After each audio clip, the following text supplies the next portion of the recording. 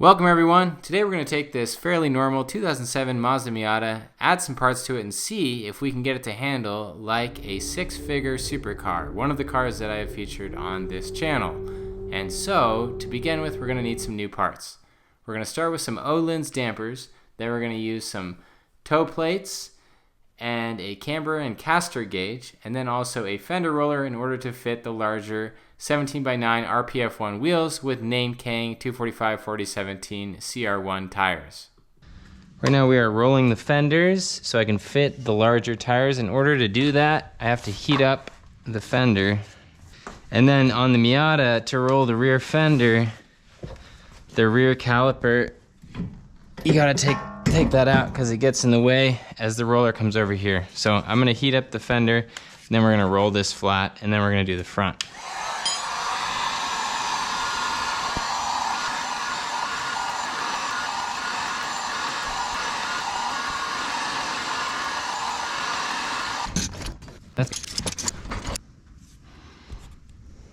Alright, so I'm going to put the brake caliper back on, do the fronts, and then swap these shocks out. Alright, so I rolled this fender here, and with these fenders, you need to remove some clips on the plastic. Once I flattened out the lip on the fender, I couldn't put the clips back in. This clip went back in fine, but this won't. So, I don't know, we'll see how that does. I broke one of these lug nuts. When these came off, these were kind of sticky. We're eventually going to replace these studs, but for now, this is fine. I'll probably go to the auto store tomorrow and swap that out. It's super easy to do that. Now coming around here, you can see that you don't need to remove the fender liner because there is no fender liner. Right there is my brake booster, so yeah, there's just nothing there. I'm not too worried about it, but it's something that I didn't notice before. So I'm gonna roll this one.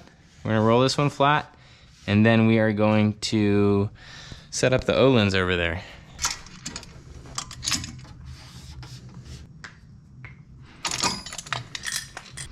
All right, so the Ohlins dampers, you have to assemble them. This is what it looks like when it's assembled. So it's super straightforward. This is our front damper here.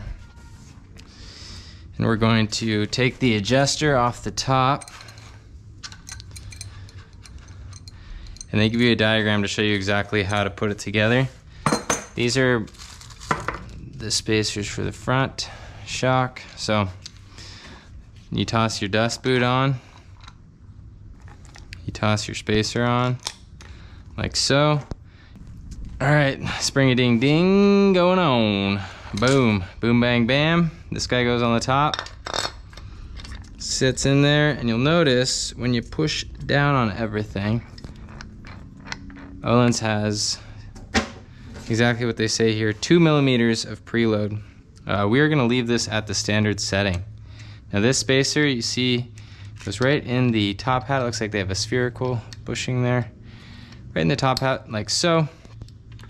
Locks that into place. Then we grab our M12 lock nut and lock this guy down.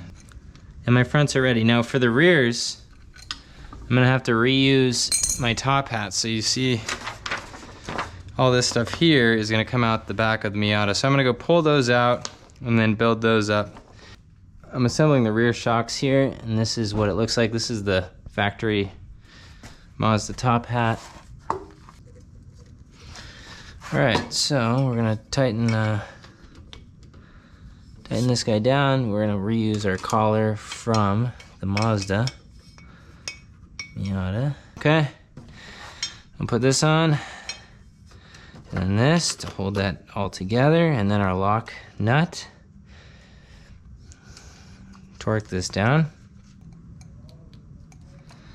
All right, that is looking good. That adjuster is on. Now we gotta put the other adjuster on. These are my my rear shocks. They look much better than the factory ones, I'll tell you that much. So I'm gonna go over the rear suspension install on the Miata. In order to get the old shocks out, I disconnected the sway bar right there. These are kind of seized on here, so I couldn't do that, but it's actually a pretty cool design.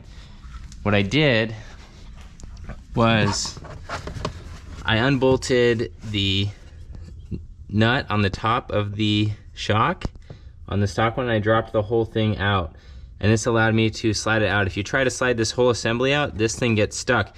And the reason that Mazda did this was so that your shock body could come up into here, and you get a lot more travel that way. And you notice that right away when you drive the NC. It's one of the defining characteristics about it that is pretty surprising when you get behind the wheel of it. It just feels like there's bottomless travel when you're comparing it to other Miatas. And so this is actually pretty cool. I know some people complain about this, but it's a really cool design. This is the easiest coilover install for the rear of a car that I've ever done, because a lot of times you could really use two people. You could have one up here and one down there. So with Mazda, there's actually a bolt that holds this whole coilover assembly in place, and then you can come up here and just twist these nuts on. So there's a 12mm bolt right up in here, and it holds the whole thing in place. And then there's just one bolt for the shock down here. Very easy to swap this out. So that was really fun to see. Now we have a multi-link setup back here, which is gonna be fantastic on the racetrack. And up front, we have a dual wishbone. But the cool thing about this when comparing it to other cars is you have an aluminum control arm here. And this was not that expensive of a car, and so that was surprising to see. Ohlins #1 is installed. Well, the first one of the front. Install here is very straightforward. The back is a little bit easier. We'll take our strut brace off. Strut tower brace, or shock tower brace, I guess in this case, because we're not using struts on this car. Okay, that is off. Okay, so now that will drop out. We're gonna wanna come in here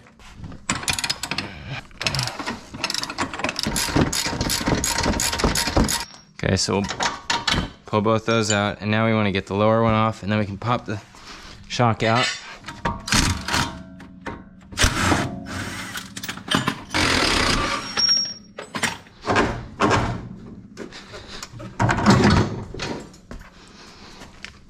So then this comes out the top, just like that.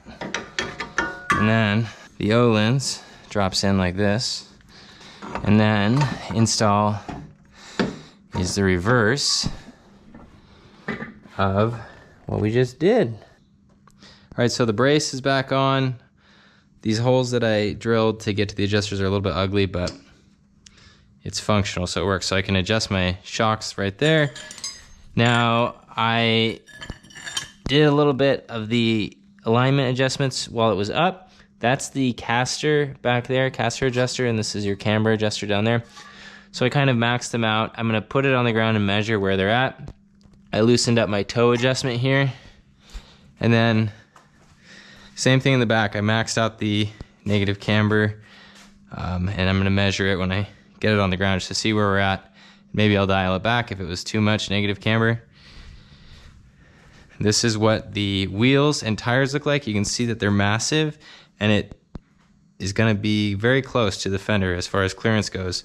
So these are 245 with tires, and they're just massive. So this is the stock Ohlins height, and it looks like the rear is quite a bit lower, but it's probably because of the power retractable hardtop. All right, so I did the alignment. I got a good amount of negative camber with this. I have 1/8 toe in the rear, 0 toe in the front. Pretty aggressive caster and camber settings on here.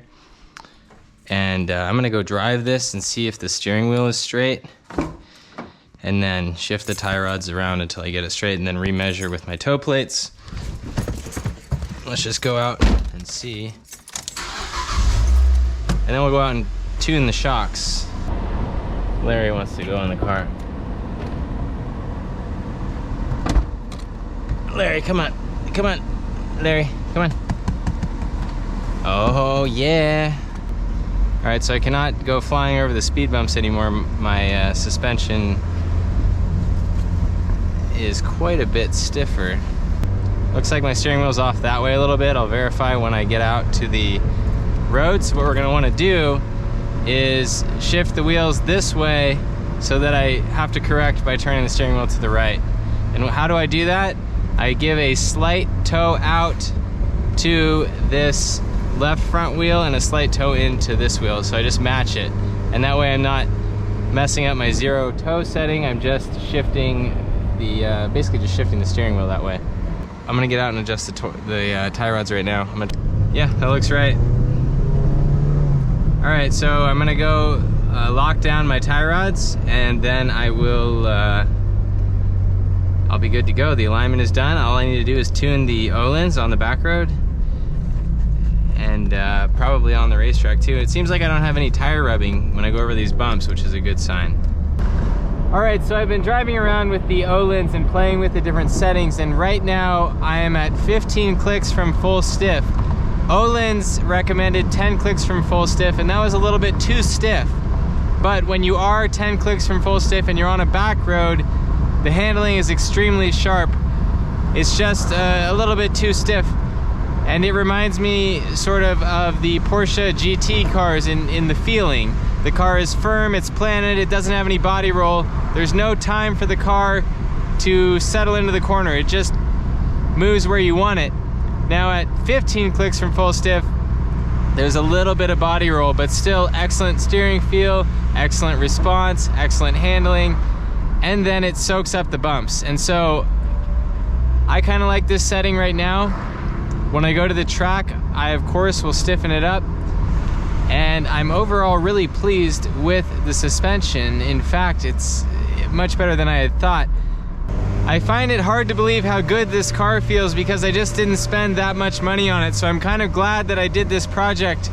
I went back and bought a really inexpensive car and did this project, and it's just a ton of fun for what it is. It really does feel like a six-figure car in the handling department. Now, the power department is another story. This car does not accelerate very fast, and so we're gonna have to do some work there in order to make this car faster. But yeah, the handling is just phenomenal. I can tell you with certainty that this car does handle like a six-figure car. And so that's all I have for you. That is how to make a normal car handle like a supercar. Thank you guys for watching. Make sure that you enjoy your car.